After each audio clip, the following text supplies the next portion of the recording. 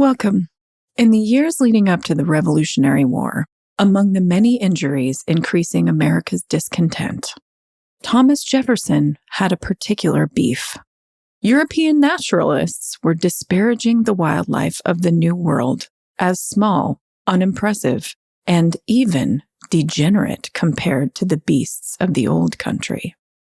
Jefferson's pride in the virility of the American landscape and its natural wonders was bolstered by the discovery of the American incognitum, a giant fossilized tooth that was determined to be some variety of giant elephantine creature, which we now know as Mammoth americanum, or the American mastodon. In addition to its contribution to the fate of the reputation of America's fauna, the mastodon was a critical shaper of the American landscape during its time on Earth. Mammoths and mastodons diverged more than 20 million years ago, and by the late Pliocene epoch, mastodons were thick on the ground in Eurasia. By the ensuing Pleistocene, they had crossed the Siberian land bridge and populated North America.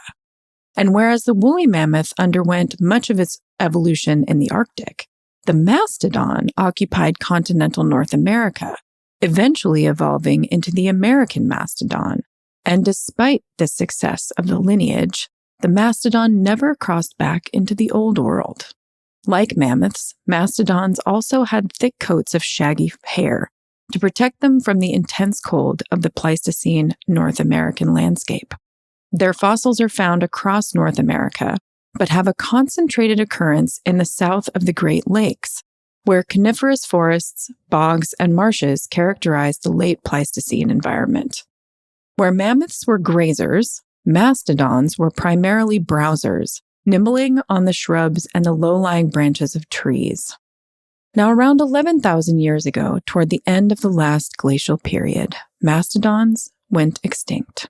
Theories about their demise include climate change, increased competition for accustomed food sources, possibly hunting, though this is debated, and it is also postulated that tuberculosis was rampant in the population and may have played a role in its extinction. But what is not debated is that the mastodon would have had an outsized role in shaping the ecology of the intercontinental American landscape, opening forests to create grasslands. All species that have a strong influence on their ecosystems in general, stronger than expected by their abundance or biomass, are often called Keystone species. And it is with this bit of history that we meet today's guest, Peter Allen of Mastodon Valley Farm in Wisconsin. Peter studied ecology and was particularly inspired by restoration ecology and the idea of humans as keystone species. Peter and his wife Maureen left academia to homestead in 2012, and their journey has rivaled that of the eponymous incognitum that they named their farm after. Let's get into our chat with Peter after a word from our sponsors.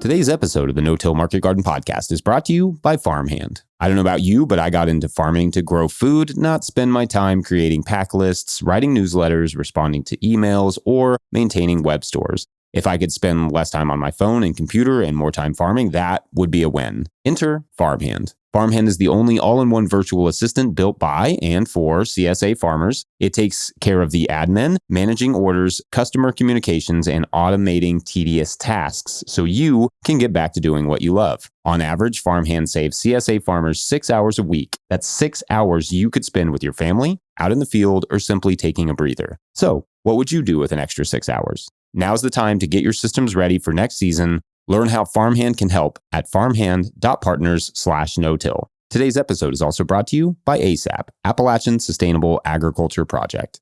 ASAP, Appalachian Sustainable Agriculture Project, will offer the Business of Farming Conference on Saturday, February 22nd in Asheville, North Carolina. This annual conference brings together professional and aspiring farmers from across the Southeast to network and share resources to build viable farm businesses. Scholarships for BIPOC and limited resource farmers are available, as well as discounts for farm partners registering together. Registration opens in mid-November. Find out more at asapconnections.org. That's asapconnections.org.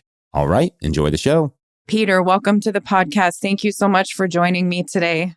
Yeah, my pleasure. It's really lovely to meet you. I've heard really nice things about you, and I think my friend who suggested I reach out to you saw you speak at a conference. So I think it'll be really exciting to share you with the listeners. If you don't mind, let's get a little bit into your background.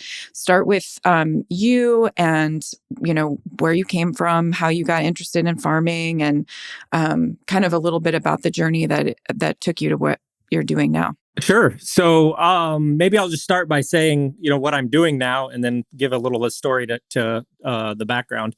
So we have a regenerative farm in southwest Wisconsin, Mastodon Valley Farm, and we produce grass-fed beef, pastured pork, poultry, lamb. We raise goats and other critters in a way to restore the historic native ecosystems here. And we've been doing it for about 12 years. I built a house, and we have a family, and we homeschool our kids, and we grow all our own food and all that kind of stuff. So we're also doing the homestead thing. And how we got started, I had never had any intention or even idea about agriculture, farming, homesteading, any of that stuff. I don't have any agriculture in my family. It wasn't on my career track. I was ready to be a professor.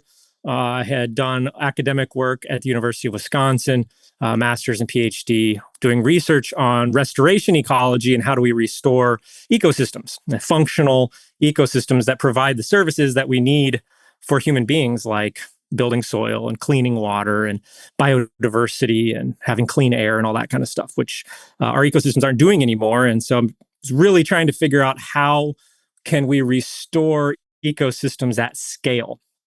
And I was involved in various restoration projects through the university and through other sources in the Midwest, and was really disappointed in the approaches. They tended to be very singularly focused on species composition. So you'd go out to a site, you'd identify invasive species, and you'd use hand-to-hand combat and chemical warfare to try to eliminate those species, and then you'd bring in some native species. And that was the extent of what we called ecological restoration. It actually ignored the ecosystem altogether. It just it was kind of a form of gardening. And because of that, it was only really available to institutions, wealthy landowners, somebody who could spend a lot of money to just change the plants in a place temporarily. And it didn't cause any systemic changes. The actual ecosystem functioning didn't often increase very much in the long term as a result of really expensive work and time-consuming work. And so in my dissertation, I was looking at trying to figure out, well, how can we restore these oak savannas here I'm in the upper Midwest in Wisconsin, but much of North America was covered in a savanna type ecology. A savanna is a grassland, so it's continuous cover of grasses with scattered trees. So much of the Northeast and the Southeast, the Midwest, and the West Coast, all the way up, California was oak savanna, different species of oaks in different places, different species of trees and shrubs and plants and grasses. But the form of sort of grassland with trees was very common across North America. And I was trying to figure out why it was that way. Because if you take a piece of land now in the modern context and let it go, an old farm field or woods or whatever, you just don't manage it at all. You let it go. In the eastern United States, we get a lot of rain. We're not the Great Plains, even here in the Midwest. And we get forests. We get big, dense forests. We don't get savannas. That's not something that just naturally occurs. And so I was really trying to figure out why were there savannas everywhere, and how can we restore them? Because the cool thing about savannas is because they're grassland, they support herbivores. They actually have the highest levels of biodiversity and the highest ecologic productivity of any ecosystem within these climates of the Midwest, Eastern United States. And what I realized looking through archaeology and anthropology and various disciplines was that Native Americans created these savannas on purpose to produce food, because they are the number one food producing ecosystem we can have here. And so most of North America, it was under an agricultural management regime, and had been transformed from what it would have otherwise been without humans here to something very, very different in the presence of those humans. And when the first settlers came, we didn't recognize that as being agricultural because it didn't have straight lines and hedgerows and plowed fields. So we saw it as being natural, but it was very, very much not natural. It was very artificial. So anyway, basically, I realized that the only way we could transform our landscapes and restore the ecological functioning of our landscapes is to do it in a way that is profitable, that makes money. There has to be some kind of economic incentive, or else I didn't really see a way of it scaling. And so in my dissertation, I basically created a model for a farm based on the ecological functioning of the oak savanna ecosystem. And then afterwards, I was kind of in a position where I had to decide what I'm going to do with my career. And I could have gone on to be a professor and write books about this kind of stuff and tell farmers what they should do. But I had seen other professors that I'd worked with and other people in the academy that do that for a living. And to me, it didn't seem like they got much traction. Like nobody was reading their papers, nobody's reading their books. It's not making big changes on the landscape. And because I didn't see anybody else doing it that way, I thought, well, I should just go do it and see if it works. And if it works, then maybe I'll write a book about it, from the vantage point of having, a decade or so of experience. And so that's what I did. I quit my academic job and we bought a piece of land out here in Southwest Wisconsin. And we've been here ever since. So tell us now about Mastodon Valley Farm. How big is it? What does it look like? Where does the name come from? And then how did you set it up? And how long did it take you to do that? So we are on 225 acres in an area called the Driftless region, which is mostly the southwestern corner of Wisconsin, is an area that for some reason nobody really knows. During the ice ages, the glaciers went around. So they came down from the north, they split on both sides of us, went down on both sides, and actually rejoined south of us in Illinois and all the way down Illinois and scraped everything flat. But because they didn't come here, we didn't get scraped flat. So we actually have a very ancient landscape. I'm right on the Kickapoo River, which is considered one of the oldest rivers and watersheds in the world. We have really steep hills. They're not mountains. We've got 300 to 400 feet elevation difference between the ridge tops and the valleys, but they're very steep hills. It's an erosive landscape with full of springs and trout streams. The people come all over to trout fish in our streams. We have a class 1 trout stream flows right through our property. We actually just had an otter. Oh, cool. Me and the kids were watching at breakfast an otter sliding on the ice on our spring pond. They're the coolest. It was really fun. So we have a landscape with a lot of water. There's springs everywhere. So that's sort of the area that we're in. I fell in love with this area the first time I came and visited and knew I wanted to be here. And so we found a way to make it happen. Our land itself is very diverse. We have ridgetop, lots of really steep hillsides. We have valley bottoms. We have springs and trout streams. We have about half of our property is very wooded and steep woods. Like you can't drive a vehicle on it. It's too steep. And then the other half is open, mostly pastures. We do have a couple crop fields that we converted back to tall grass prairie that we manage both for grazing and for hay production. We've planted, 10,000 trees around. We're in a situation where, so the definition of a savanna, technically, if you were to Google what is a savanna, the scientific journal or book is going to tell you somewhere around 50% canopy covered, trees, and then the rest open. And our farm, when you look at it from space and an aerial, or 225 acres, we're 50% canopy cover, 50% open. The problem is that it's split. So we have half of it is solid forest, no savanna. The other half is solid open pasture, no trees. So we've been in a process of clearing trees in the woods to open it up, let more light in, get forage to grow, to hold the soils and build soil, and increase the diversity in those places. And then adding trees to the open areas to bring in, have more habitat, shade, which can help the grasses, and have various other benefits to having, there's lots of benefits to having trees in open areas, and there's lots of benefits to opening up closed forested areas. And so we're on really difficult terrain to do that. So it's kind of a slow, lifelong process. I'll be probably doing it for the rest of my life. But it's something I really enjoy. And yeah, so how long did it take us to set up? We were fortunate in that the pastures on the farm when we bought it were being conventionally grazed. So at least there were fences. And because of the way the creeks run through the land, there's lots of water access.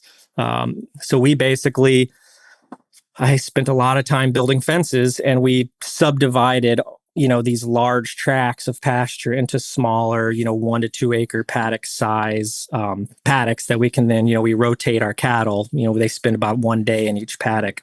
And so we have, 40, 50 paddocks laid out across our valleys and hillsides. And then, we planted a lot of trees, and we bought vacant land.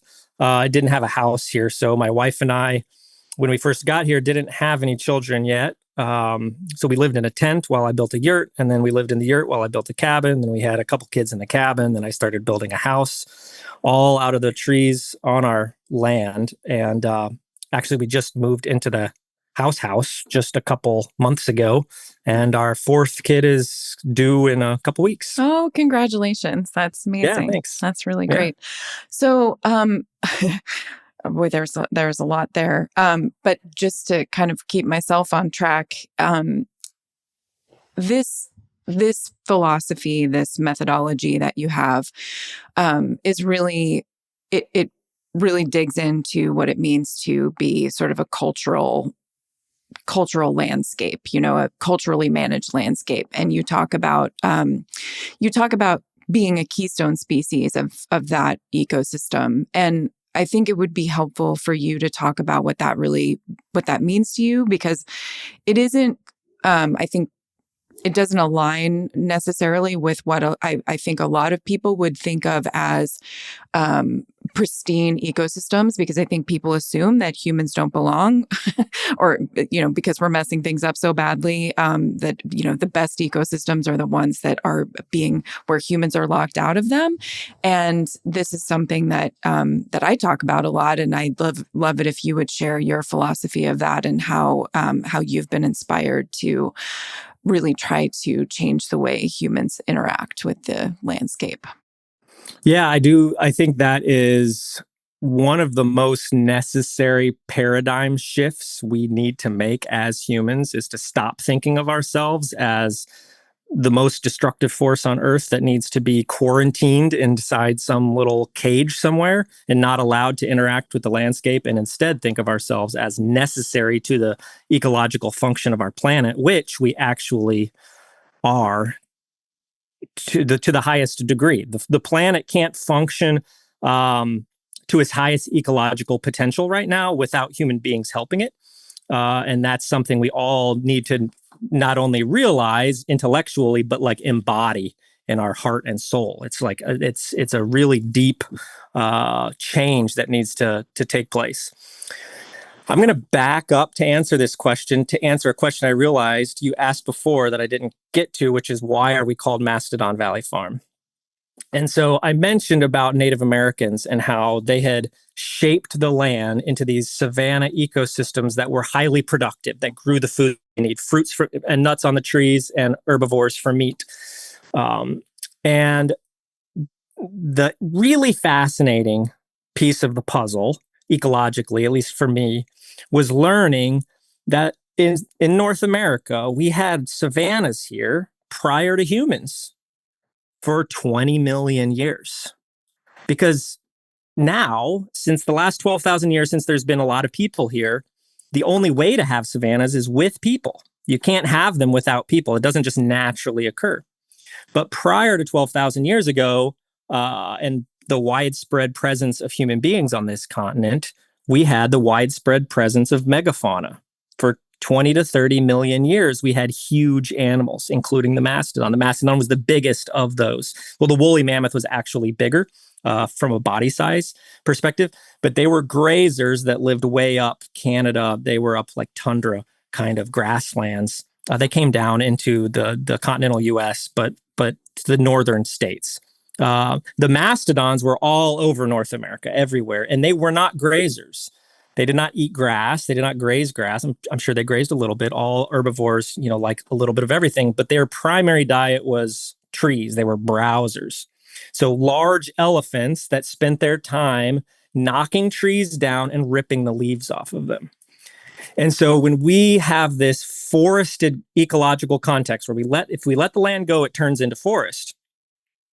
Well, if you have these huge animals, we also had ground sloths, huge sloths that could reach in a sitting position 15, 20 feet up into the canopy and eat leaves of trees. That's all they ate was leaves of trees. We had camels that ate the leaves of trees. We had horses that ate the leaves of trees. We had beavers the size of Volkswagen bugs that ate the leaves of trees. So we have these massive animals that their entire diet was trees. And so when you really think about that from an ecological perspective, our whole baseline of understanding about how nature works changes. Like we have our current context, we can't understand how the plants that are around us evolved if we don't consider the fact that they have been with these large mammals for 20 million years and only without them for the last 12,000, just a blink in their time span as a species. And so we have to understand how the megafauna worked in order to understand how ecosystems worked. And so how ecosystems used to work was that we had these large herbivores that cleared out woods that wouldn't let a forest go through full succession to a climax forest. It would turn into an open patchwork of some woods, some grass. And then once the grass is in there, that attracts the grazing animals like the buffalo and some horse species and other grazing animals. And so what you had was a really diverse set of ecosystem processes that were driven by these huge herbivores, specifically the mastodon as being sort of the keystone species of most of North America for approximately 20 million years that kept it from turning into forest, that kept it more open.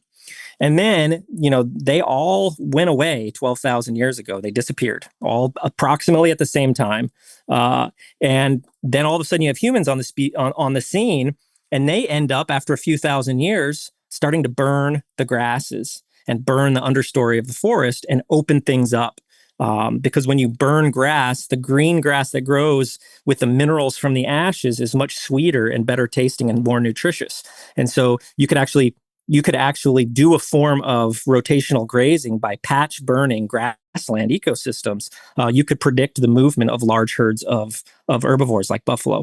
And so Native Americans were able to do that over large scales, over long time frames. For the last 6,000 to 8,000 years, they were clearing out woods, making more open savannas in order to produce more food. And so they were the keystone species. Humans were keystone species here on this continent for 12,000 years. We've had humans as keystone species for 12,000 years here. And then enter the Europeans, which turned everything into an agricultural landscape, which in the early days wasn't too far off. They planted orchards, they kept the trees on the fence rows. It was only after World War II that things got really crazy and we started cutting everything down and expanding, taking out the old fence rows, taking out the hedgerows, and just plowing everything. And biodiversity went away, and all these ecosystem services that we used to have on the fringes of our farm fields. They may not have been the most sustainable farms, but we still had relatively functioning ecosystems at sort of the landscape scale. That all went away. And so now we're at this point where we've lost this inherited ecological capital. We've squandered it. And the only way to rebuild it back for future generations is to not pawn the responsibility for that off on corporations or governments or anything. It's to actually embrace that role of a keystone species here and now to whatever capacity we can. And People will tell me when I say this, like, well, I don't own any land. I can't be a Keystone species. I can't manage 100 acres like you can. And it's like, well, how many meals do you eat in a day? Well, they'll say 3. I was like, well, do you eat at 3 meals every single day of the year? It's like, well, yeah. Okay. How long do you plan to be alive? Okay. 80, 90 years. Okay. So in the process of your lifespan, you are going to 100% dictate the management of, depending on your diet, between 40 and 100 acres of land.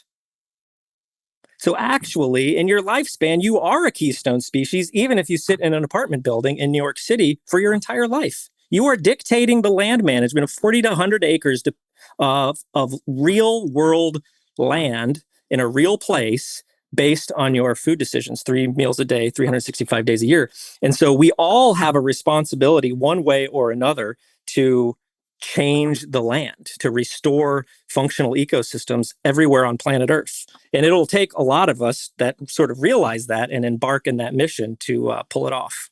So when did you begin the sort of sharing of what you're trying to accomplish?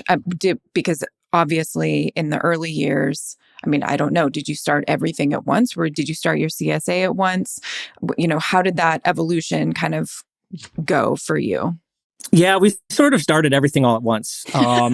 I realized right away that in order to make enough money on the land to make it worthwhile, I couldn't do that selling to the co-op, doing any kind of wholesale sales. And I also, I live in a very rural area. Farmers markets just aren't going to cut it.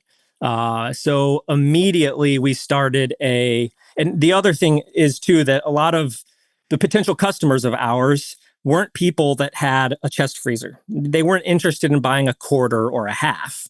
They just had whatever freezer space they had available in their refrigerator at home. And so what we put together was mixed meat bundles. So bundling beef, pork, and chicken, and however people want it, into small bundles that can fit in people's freezers, around 12 pounds. And then selling that as a subscription product. That's what we call our meat CSA. It's not a conventional CSA in that we don't have people pay up front. It's just a monthly subscription like any other subscription. And your credit card gets automatically charged once a month. And once a month, we get meat to you one way or another. And so now we're shipping nationwide. In the early days, we were just delivering it to Madison, Wisconsin, or Minneapolis, or wherever we could sell it. So we started that right away. And then I was in the university, and one of my favorite parts of being in the university was teaching. I mean, I taught every single year I taught for 10 years, both undergraduate and graduate level courses on ecology, complex systems theory, modeling. And I loved that part of my job, and I didn't want to stop. And so right away, we started teaching courses on the farm. And I had, I was into the permaculture. And so we were teaching permaculture design classes. Now we call it a regenerative design class because we've kind of evolved out of the permaculture curriculum a little bit. And so, we teach these courses both online and in person, where we're helping people do that at their own property on whatever scale that is, whether it's a homestead or a big farm. And so, we kind of have done everything from the beginning. And how did your customers find you, or how did you find your customers? Was it word of mouth, or are you engaged in any kind of active marketing, or, how did that all, because shipping nationwide, that's no small, especially meat, something perishable. That's a major undertaking. Yeah. And we've only been doing that for the last couple of years. I think, it's been really word of mouth. We haven't done much. In the early days, we would make little, flyers and post them up at the local co-ops and whatnot. And I don't know how much that helped or not, but we just kind of grew slow, which we needed to, because we had to build our capacity. We had to build up a cattle herd. We had to, build up our infrastructure to be able to run, lots of animals in order to grow enough meat. And so it was definitely sort of a iterative process, but yeah, I mean, it works. Yeah, I mean, it must. If you have a nationwide audience now, that's pretty impressive.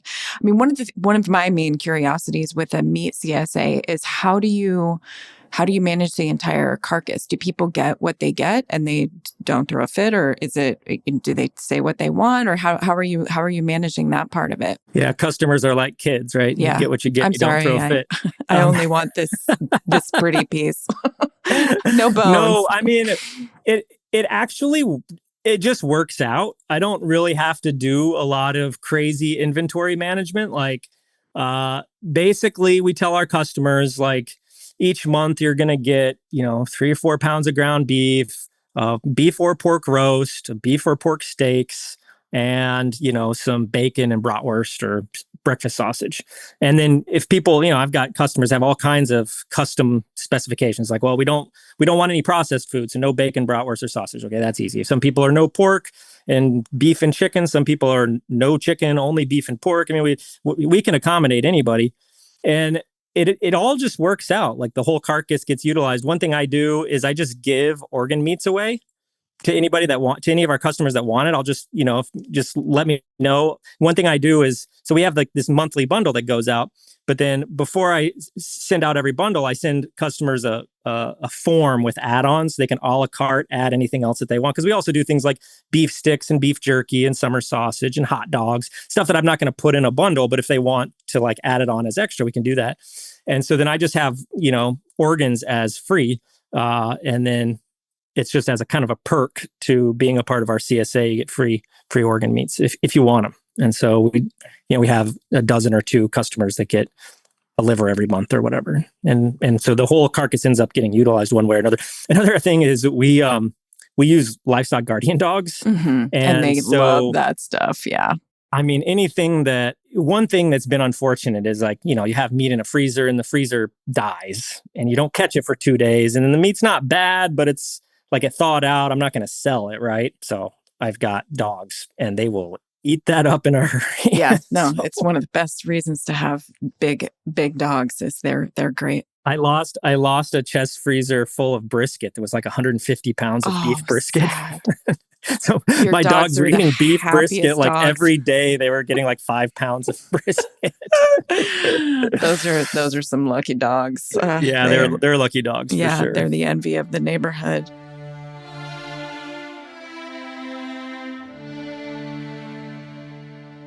Today's episode of the No-Till Market Garden podcast is brought to you by Ohio Earth Food. If you grow plants, you know that to a farm of any size, your soil is your most steadfast partner, an asset worthy of investing in. Since 1972, Ohio Earth Food has been the go-to source for the highest performing and most cost-effective granular and liquid fertilizers, seed starting soils, foliar sprays, and disease and insect controls, all approved for use on organic farms. They deliver them right to your farm, too. Don't count on luck this year. Start your seeds in their Plant Pro and the Seed Catapult potting soils, and put their ReVita fertilizers in your soil before you plant, and rest assured that your plants will have all the nutrients, stimulants, and energy for whatever comes their way. These natural blends utilize compost, kelp, and humate, and are low salt index safe for high tunnels. Feed your soils and let your soil feed the plants. Visit them at ohioearthfood.com, now with branches in Ohio and Wisconsin. ohioearthfood.com. All right, back to the show. So how many different animal systems? You said you had, obviously you have cattle, you have pigs, you have chickens. Yep. The chickens and the pigs, I don't breed them, so I don't have them through the year. I buy piglets in the spring, and I buy, day old chicks that we raise in brooders and then run on in our hay fields during the summer. And so, but for livestock that we keep year round and maintain breeding stock of, that's cows and sheep and goats, which we need. We don't actually market goat meat, but we need them to manage our landscape because we have a lot of brush that would otherwise overtake our pastures. And so we actually need the diversity. The more diversity of herbivores you have on the landscape, the higher diversity of plant species you can maintain, it's a beautiful thing. And so we actually need the diversity of herbivores in order to maintain and control the diversity of plants in our pastures and woods. And do they all rotate through all of the farm, or because, I could imagine the goats kind of staying in the more wooded areas all the time, but do you move them through the pastures as well, just for parasite control and, diversity of food preferences and all of those things? The cattle are in the pastures, and then the goats and the sheep are basically like targeted landscape control.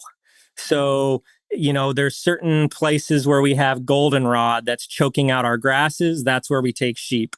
We have places where multiflora rose is choking out pasture, and that's where we take the goats. And sometimes they're together, sometimes they're separate. Sometimes they're with the cows, sometimes they're not. Sometimes they're with the pigs, and sometimes they're not. It just depends on where all the animals are in their rotation at a given piece of time in a place, and then what our management objectives are, and what our infrastructure and labor availability is in that given week or month, as to sort of how best to orchestrate everything. Sometimes we don't do what might be the optimal solution because I just don't have the labor. I don't have the hours in the day to do it. So we do the next best thing. And it's always a very fluid, just trying to do our best possible with the resources and materials we have on hand. Do you have any employees? Off and on. I don't have any, full-time employees, but through the season we'll hire people. It's actually been a challenge, is finding good help locally, that is consistent, and it's kind of hard work that most people aren't used to doing for long periods of time, like spending a whole day with a brush, uh, clearing brush, or opening up fence lines, or clearing out fence. There's a lot of work that's it's kind of hard, and our place is very hilly. We don't get cell phone reception, which is kind of hard for a lot of younger people to not be able to be posting on Instagram and whatnot. So there's been some challenges finding good labor here for sure. When people come and take a workshop from you, are they mostly wanting to do their own homesteading, or are they wanting to get into kind of commercial farming? What would you say the bulk of your courses are taught? Who are they taught to? It's very variable. I mean, we have a little bit of everything. Most times we have people from other parts of the world. We've had people from Ecuador and from Czechoslovakia and various parts of the world who are doing more commercial farming and trying to be regenerative. We'll have we have a few sort of older folks who may be just retiring and ending their careers and wanting to do something good with their remaining years. And so they buy a bigger piece of land and try to figure out how to do good things on it. And we have a lot of younger people who are either just out of college or trying to decide whether or not to go to college, that are trying to find some kind of pathway into land access and doing this kind of work.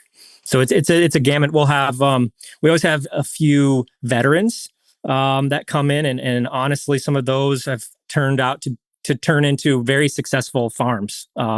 They have a really solid attitude and confidence in their own ability to solve problems and get things done, which is really helpful when you're doing something on your own that's hard and that you've never done before. It's a challenge. Yeah, no, and a really rewarding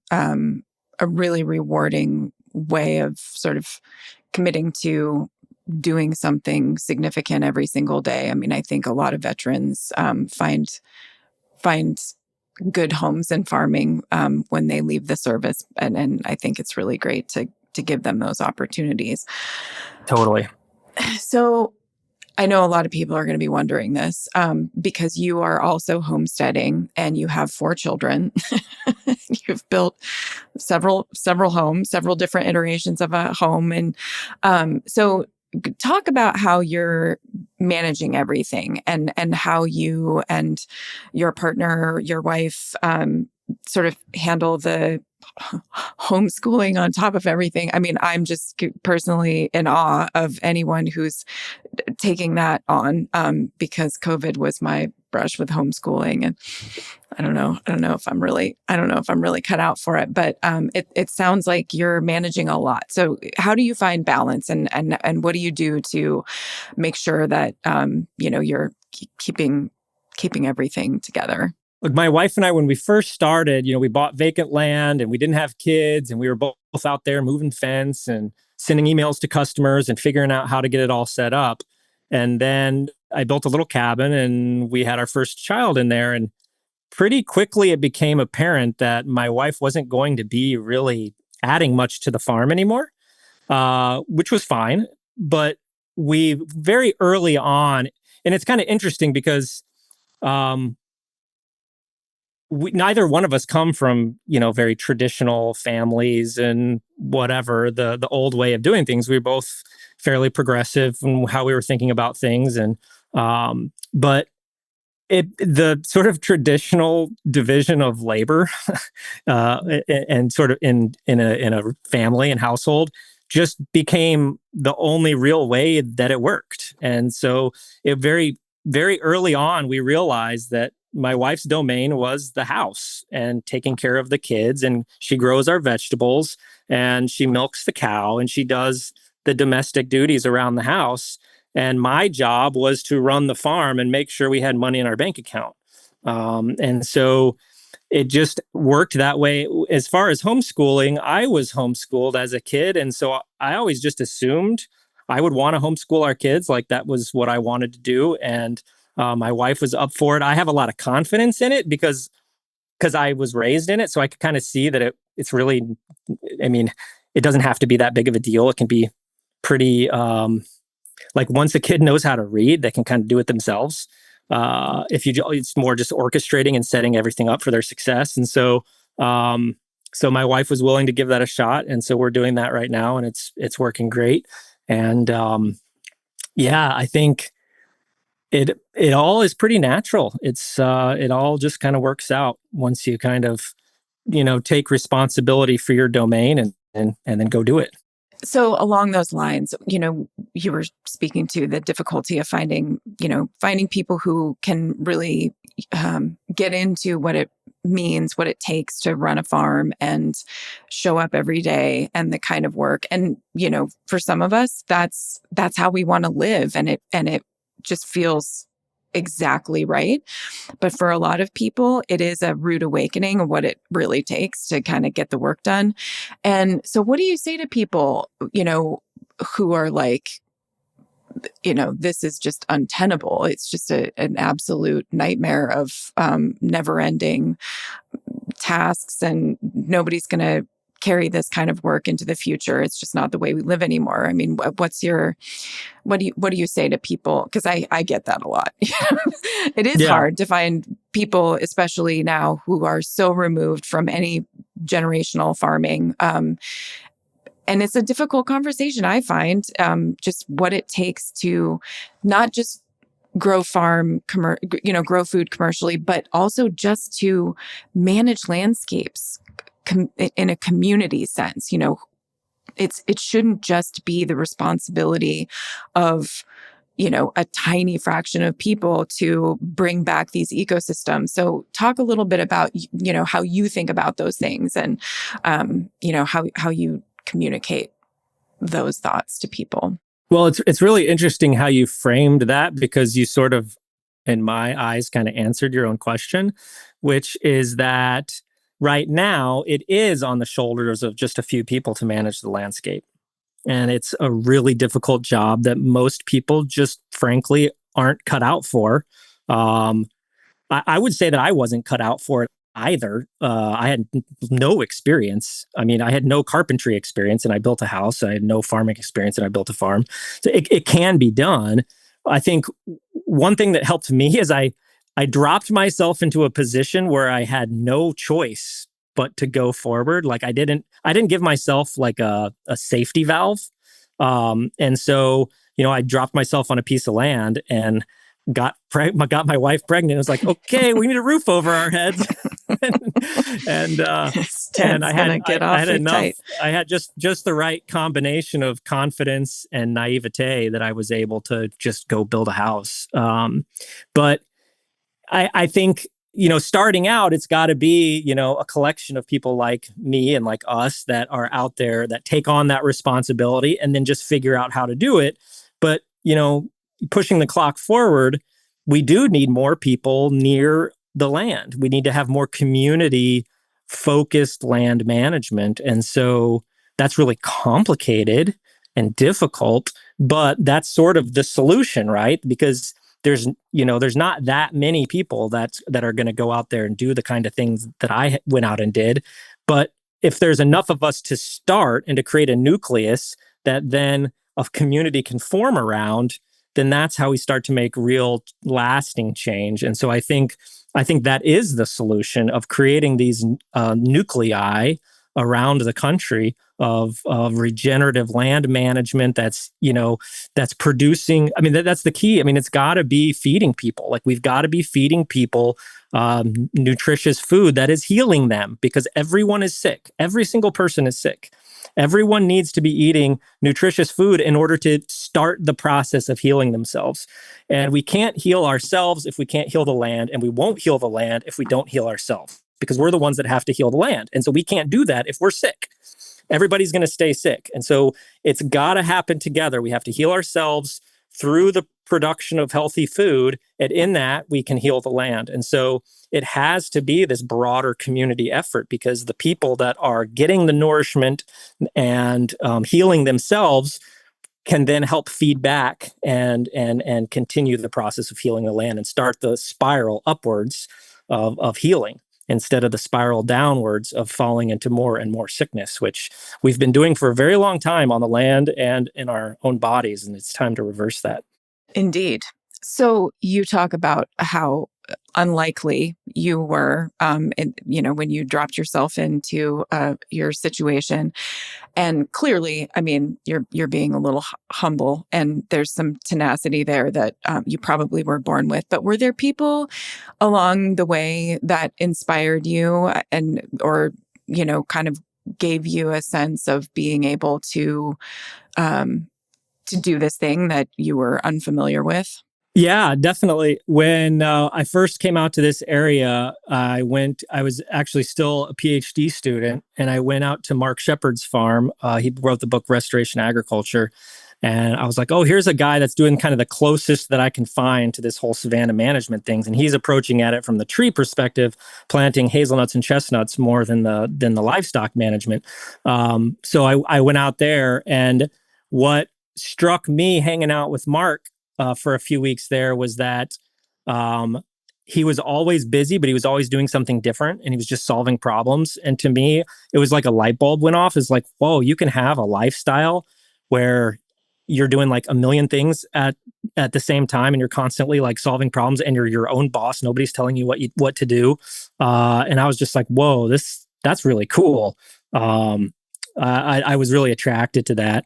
When we got on the land, my wife's father, my father-in-law, is a school teacher, but a sort of amateur carpenter. And he kind of has built lots of stuff, and he's really skilled at building. And he sort of was giving me confidence, saying, oh, you can do that. You can do that. Oh, it's no problem. You can do that.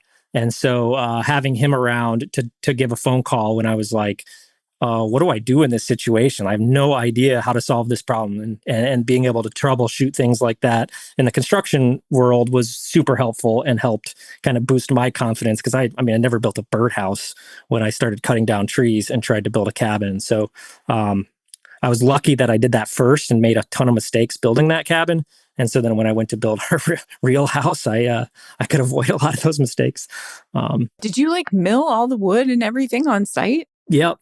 Wow. That's pretty next level, man. Do you also do all the animal harvest on site and the processing and everything? We have various relationships with processing outfits. We did work with an on-farm slaughter that was inspected, and worked with them for quite a while. And when COVID hit, we had some difficulty working with them. And so we've switched to working with a slaughterhouse that's 15 miles away, and we've developed a pretty good relationship. So we've continued to work with them. So unfortunately, at the moment, our animals are not slaughtered on the farm. We do take them to a USDA facility. Yeah, it is one of the big challenges is finding small processing, especially mobile. That's really difficult. It's one of those things that you hope young entrepreneurial people will see some value in bringing back.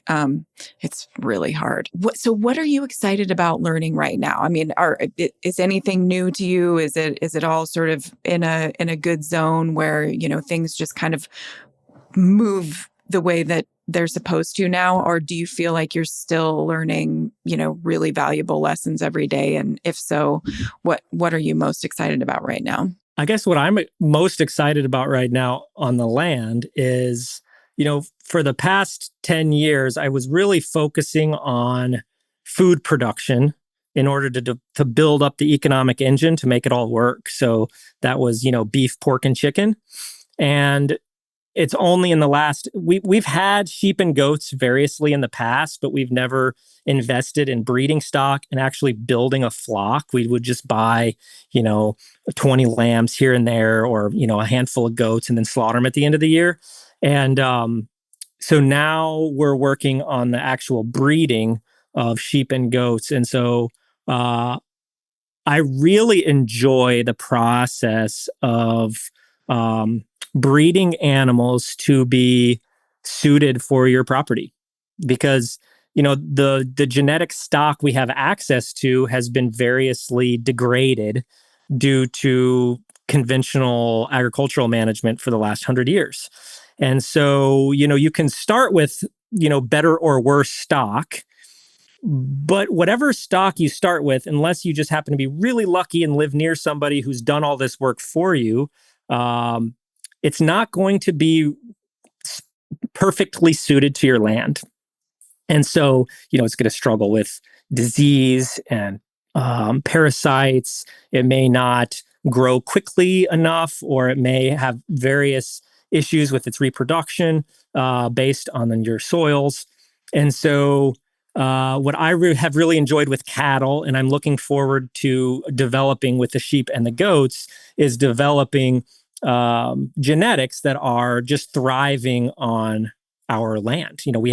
Everyone has unique land. And so finding and developing genetics that thrive on your farm, not necessarily somebody else's farm, but on your farm, I think is a really interesting and fascinating and fun process to just be involved with day to day, month to month, year to year, watching the changes, making decisions. And it's hard decisions, because if you're going to alter the genetic makeup of your population, of your herd, you have to kill animals. It's like non-negotiable. You have to cull the animals that don't belong there. And sometimes those might be the friendliest animals that you've developed a more personal relationship with.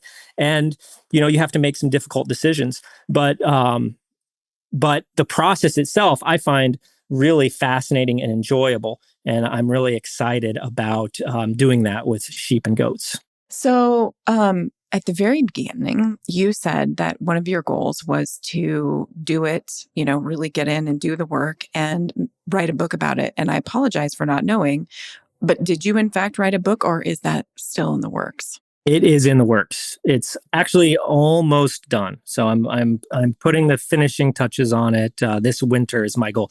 Basically, I would have finished it about 6 years ago, because it was actually my dissertation. Like, I'd written most of it already, and then it was just massaging it to be less academic, more applicable, and then incorporate more experience that I had in the process of doing it.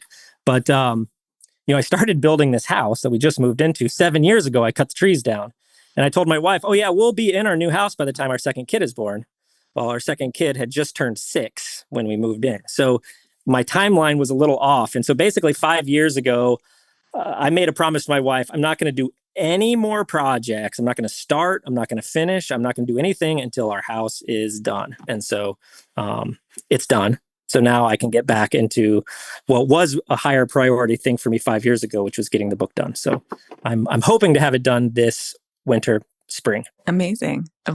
Like it will be born with your fourth baby. That's right. That's yeah, so exactly.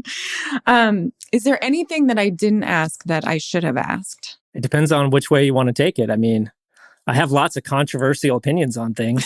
But is there one you're just get burning to into talk about? controversial things, but we certainly don't have to do that. Well, the world is full of controversial things, but if there was something that you wanted people to know that you haven't gotten to share yet, that you really wish people would know either about you or just about anything in general, what would that be? I mean, I kind of already mentioned what I think is the biggest thing is that like we're all managing land every single day, whether we're, out there with a shovel and a post hole digger, or we're just sitting down at our table eating food. We are actively managing the land. And I was interviewed on a podcast recently, and the lady asked me, she was like, well, what's your advice for people? What can people do, besides like eating food from regenerative farms and stuff? And I had to stop because like, until we do that, nothing else matters.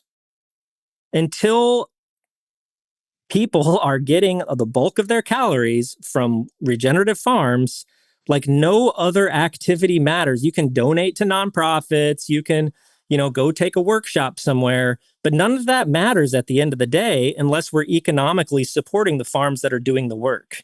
And so I really want to stress that because it's a difficult thing for a lot of people to do. It's not necessarily convenient.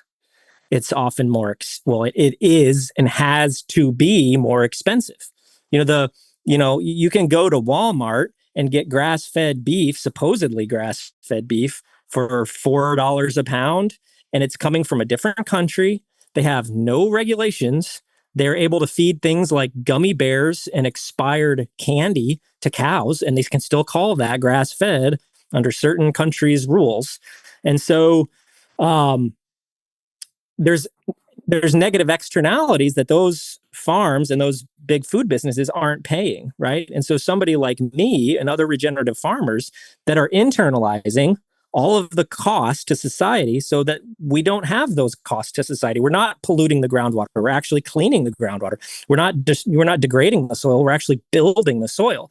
Like you just have to pay for those things because you're going to pay one way or another, whether it's through, poor health and having to pay for all kinds of medical procedures because of poor health from eating poorly. Society pays for these things one way or another.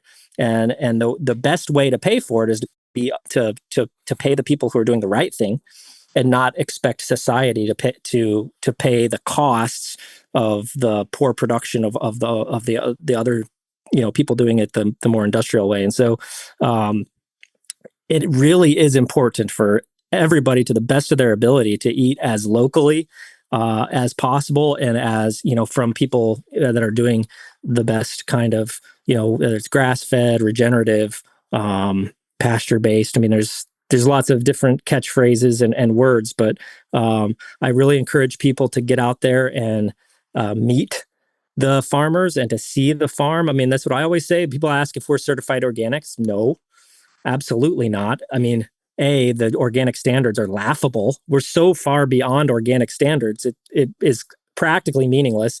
And the other thing is, well, we're not on store shelves where we need to have a little circle that says organic in order to be competitive. But we have sort of an open policy. You can come see our cows. Like I don't need some third party to come inspect me. You can come inspect me anytime. And so finding farms that are operating at a higher level than organic is really, really, really important. And buying as much food as you can, whether they're, it's no-till vegetable farms or grass-fed beef producers or grass-fed dairy, is a really, powerful, really both powerful. healing food, both for our bodies and for the land. And so it's the most important thing. Anything else that we can do is secondary to the primary thing, which is eating as much of our calories as possible from local, regenerative, sustainable, however you want to describe it, but from real people growing real food in ways that are building soil and healing the land. Well, I think that's a great way to play it out because, I think if anyone has any spare time to give anymore, it should be spent on figuring out where your food is really coming from because it is really challenging. I mean, the labels are not helpful, as you say, and it really matters to do the work to find the food that's going to nourish you and the people who are doing that work with love and intention. So, thank you for having that be the note that we end on. Peter, it's been really, really wonderful speaking with you. How do people find you if they want to interact with you and your products or maybe your workshops or whatever? Sure. Mastodon Valley Farm is our website. That's where you can find out more about our farm, how we operate, and you can also purchase meat. That's one thing we try to do is make it buying from farms is often really confusing. So we try to make it kind of straightforward, and with a few clicks, you can kind of get meat delivered to your door. So that's MastodonValleyFarm.com. And then we have MastodonValleyFarmSchool.com, where we have all of our courses and consulting and things like that. We have a free course on regenerative land design. And then we also have some more paid, longer, intensive courses. And we'll be doing a few in-person events here this next 2025 year. Awesome. Well, good luck with everything. Very happy for you and your family to be not only in your new house for the fourth baby and the new book and everything, but thank you for everything that you're doing and for how you're showing up with not just the food, but also the education. I think that's it's a lot to take on. So I'm glad you're out there doing that. And I hope we meet in person someday. Yeah, that'd be great. Thanks. All right. Thanks, Peter. Notes on keystoning. Even in his later years, Thomas Jefferson obsessed over the idea of elusive megafauna roaming the interiors of the American continent as colonial expansion forced its way west. He was not at all convinced that they weren't still out there. And in his book, Notes on the State of Virginia, in many ways a rebuke to all of those European haters. He says, "It may be asked, why do I insert the mammoth as if it still existed? I ask in return, why should I omit it as if it did not exist? The North and West still remain in their aboriginal state, unexplored and undisturbed by us or by others for us. He may as well exist there now as he did formerly, where we find his bones." Now, whatever we may think of Thomas Jefferson and his musings on American ecology, who knows? I rather like to imagine that some giant beast or some giant beasts are going to finally come out of hiding and take us to school. But until then, let's try to think like mastodons. All right. We hope you enjoyed that episode. Always make sure to check the links in the show notes for how to follow our guests and hosts. The No-Till Market Garden podcast is a free show that is supported by folks like you who contribute every month over at patreon.com/no-till-growers.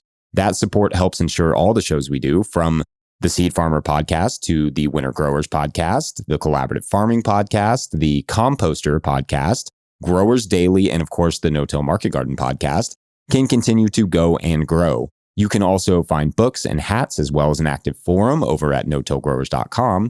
Huge thank you to editor Michael Sellis and producer Jackson Roulette for all their work on this show and the rest of the team over at no-tillgrowers.com.